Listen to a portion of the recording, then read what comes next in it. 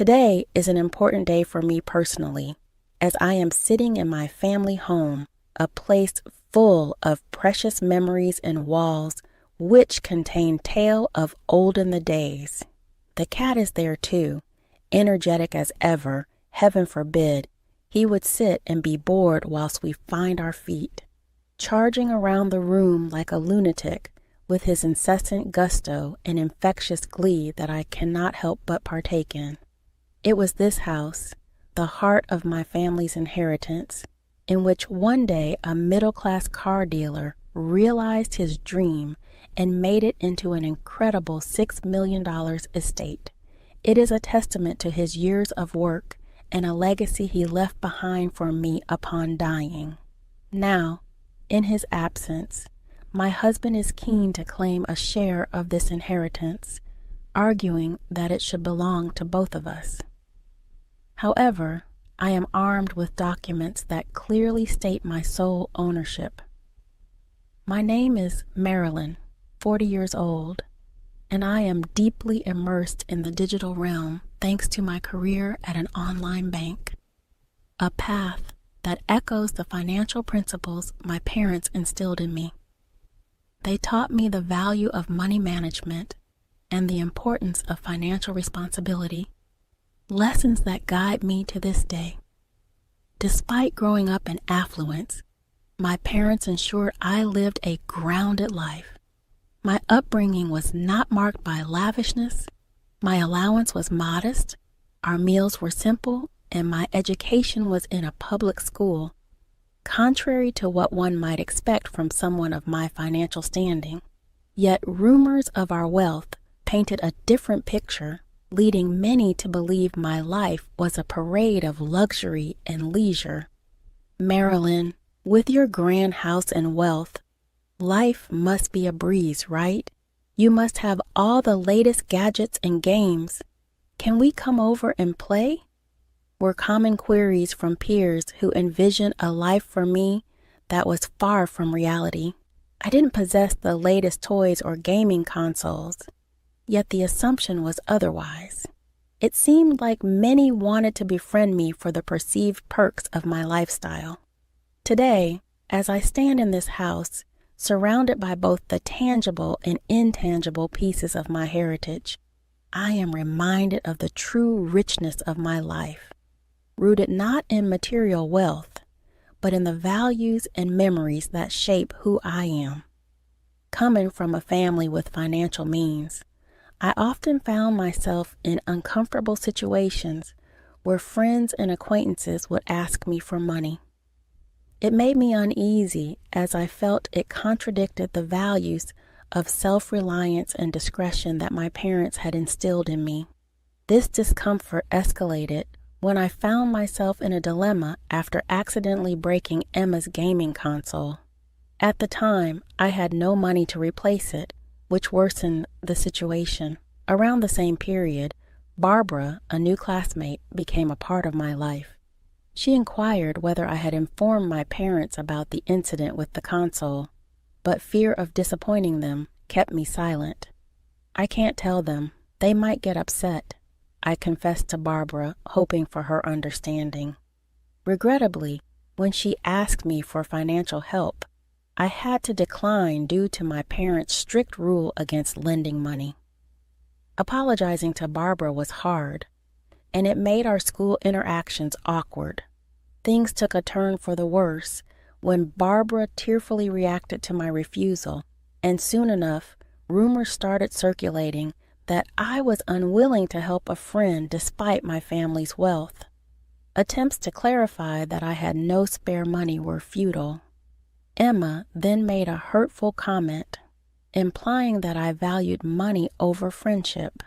The situation deteriorated further when Emma and Barbara began spreading falsehoods that I owed them money and was refusing to compensate for the broken console.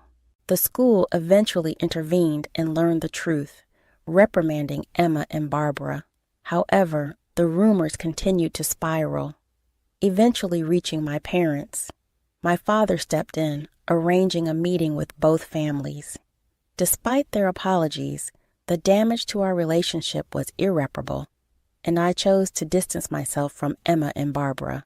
Despite this resolution, I still had to endure their cold stares and whispered comments. The whole ordeal was a painful lesson in trust and the complexities of friendship when mixed with money. That evening at dinner, my dad offered some advice that has resonated with me over the years. He emphasized the importance of being firm in our decisions, especially when it comes to financial matters. "Marilyn, it's perfectly fine to say no," he advised, his tone warm and reassuring. He also suggested a practical approach for handling persistent inquiries about money. If someone keeps asking, just tell them you need to check with your parents, even if you already know you can't lend the money.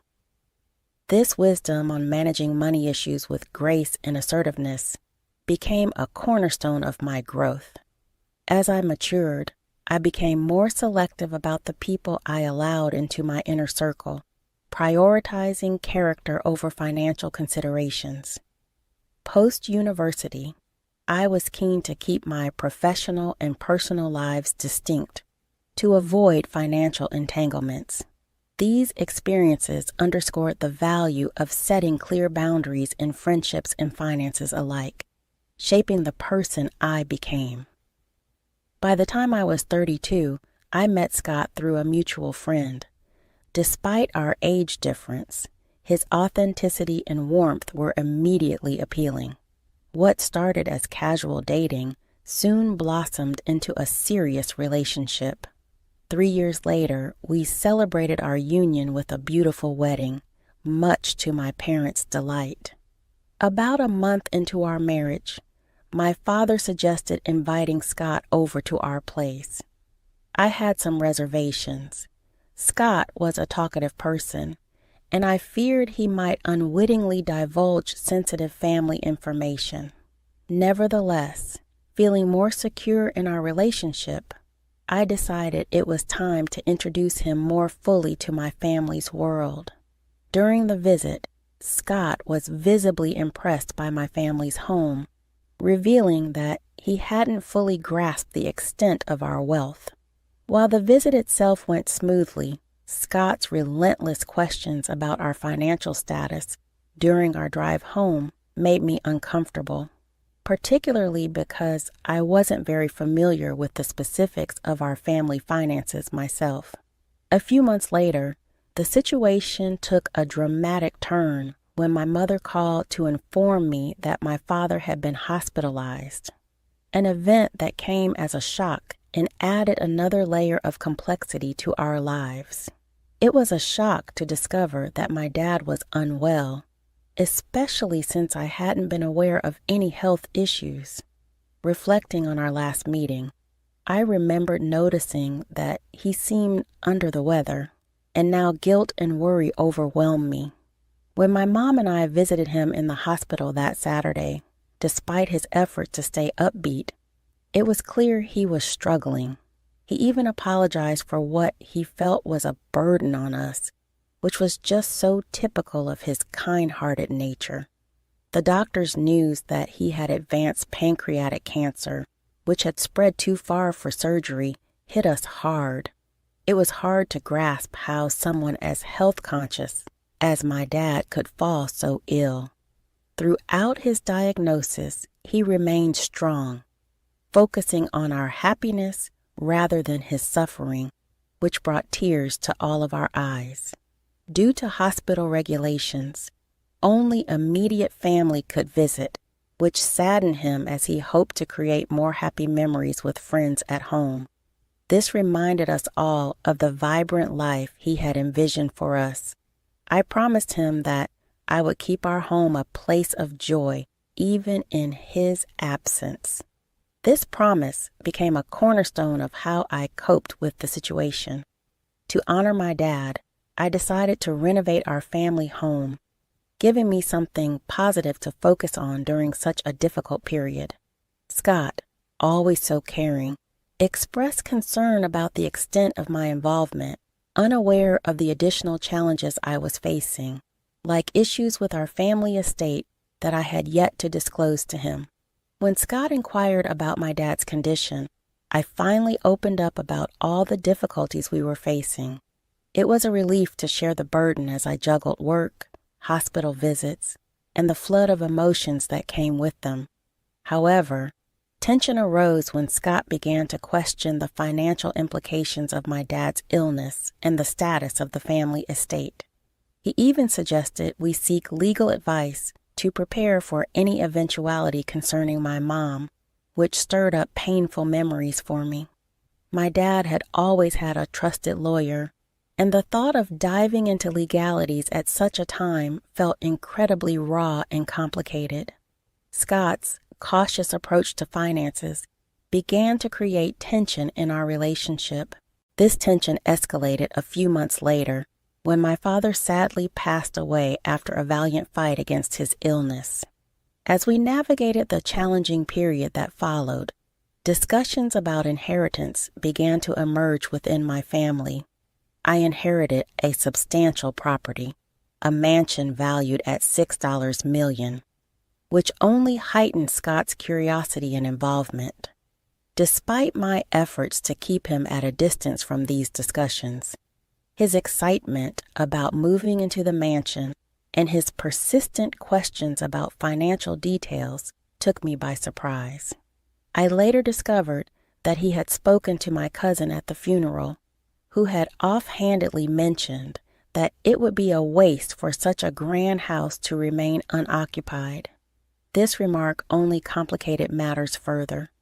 Despite my attempts to make it clear to Scott that the inheritance was mine and not something to be shared, he seemed unwilling or unable to accept this.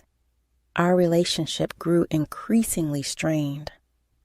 At my father's funeral, Scott was present but disengaged, not assisting with the memorial services or the subsequent legal matters.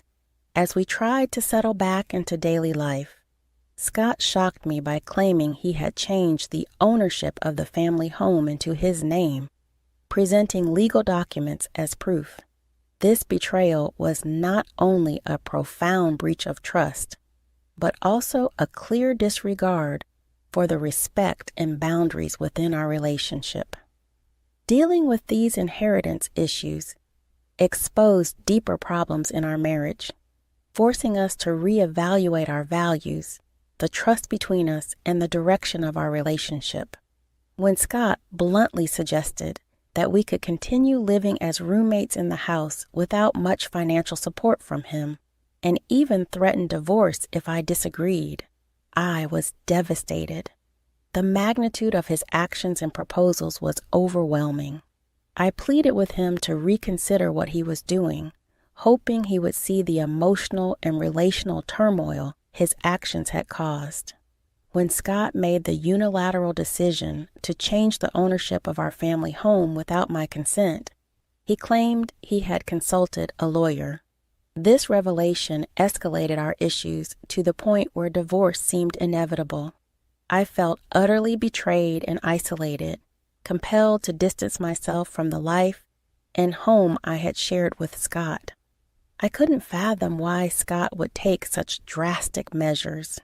It seemed that his perspective on money had shifted dramatically, impacting his actions and our relationship negatively. The situation worsened the next day when Scott demanded the house keys, claiming ownership. His attempt to enter the house was thwarted by security, whom I provided with the legitimate ownership documents that affirmed the house was indeed mine, a gift from my father. Upon seeing the proof, Scott was taken aback. He had entrusted a man named Frank to handle the legalities of changing the ownership and had paid him $10,000. Unfortunately, it turned out to be a scam. Frank was nowhere to be found, ignoring all of Scott's attempts to contact him. Scott's frustration soon turned towards me. He accused me of overspending and questioned my understanding of inheritance laws. Despite Scott's attempts to mend our relationship and his suggestions to give our marriage another shot, the trust we once shared was irreparably damaged. I had to ask the security guard to escort him off the property, marking the end of a painful chapter in my life. In the months that followed, I had ample time to reflect on everything that had transpired. This period of introspection helped me understand just how crucial trust and honesty are in a relationship. The ordeal with Scott, filled with deceit and betrayal, taught me to guard against letting financial matters cloud my judgment. During the first memorial service for my dad at our family temple, Scott made an unexpected appearance.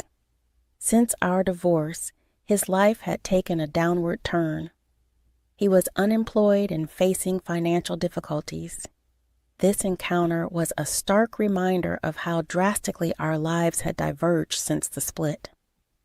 Seeing Scott at my dad's memorial service brought a mix of emotions. The people he had trusted had clearly failed him, and he stood there looking visibly distressed and out of place during such a solemn event. His attempt to apologize, though tearful, unintentionally caused a stir among my relatives. Despite his emotional state, I found it necessary to ask him to leave, and security had to intervene to ensure it was done. This was not only a difficult moment, but also a turning point for me, reinforcing my desire to move forward and leave our shared past behind. I decided it was time to move out of my parents' home, a decision I had been considering for some time. I found a new place to live, severing ties with Scott completely. Meanwhile, Scott continued to visit the property, which my mom and I had transformed into a rental villa. This new venture allowed us to turn a family property into a source of joy and retreat for many visitors. On his part, Scott appeared to be making positive strides. He secured a new job and seemed dedicated to starting anew. Transforming our family home into a rental villa not only fulfilled my dad's vision, but also created a warm and inviting space for guests from various backgrounds. Known for its stunning views and beautiful garden, the villa quickly gained popularity. We hosted a range of events, from intimate weddings to large family gatherings. Working alongside my mom on this project brought us closer and filled us with joy. As the villa's success grew, we decided to enhance it further. We added a swimming pool, a cozy outdoor lounge, and a playful area for children. Each new addition made the villa even more appealing, turning it into a beloved destination for relaxation and celebration. Symbolizing a new chapter of growth and happiness for us, our dedication to ensuring that our guests had a fantastic experience at the villa paid off, as it quickly became a favorite destination for those seeking a peaceful retreat and memorable experiences. This project was more than just a business venture. It was about fulfilling my father's dream and creating cherished memories for everyone who visited. Taking care of the villa's garden brought me immense joy and satisfaction. Transforming our family home into a vibrant place where people could gather, have fun, and create lasting memories filled me with pride. I could almost sense my father's pride looking down on us, seeing his vision come to life. This venture not only realized his dream, but also provided us with financial stability and a newfound sense of freedom. Throughout this journey, I learned valuable lessons about trust, finance, and the strength required to carve out my path independent of past challenges. This process of self-discovery taught me that facing difficulties can strengthen and motivate one. From friends, I heard updates about Scott, who seemed to be turning his life around by finding meaningful employment and learning from his past errors. Knowing that he was also making positive changes brought me a sense of calm, realizing that both of us were advancing and maturing in our ways. My father's vision became a catalyst for growth, not just for my mom and me, but for every guest who visited the villa. It turned into a hub of joy and celebration, a sanctuary where people could forge lasting memories. The success of the villa stands as a tribute to my father's vision, embodying the values of resilience and diligent work. Through this endeavor, we've created much more than just a place to stay. The villa has become a beacon of happiness, a place for crafting memories, and a testament to the idea that dreaming big and working hard can lead to remarkable outcomes.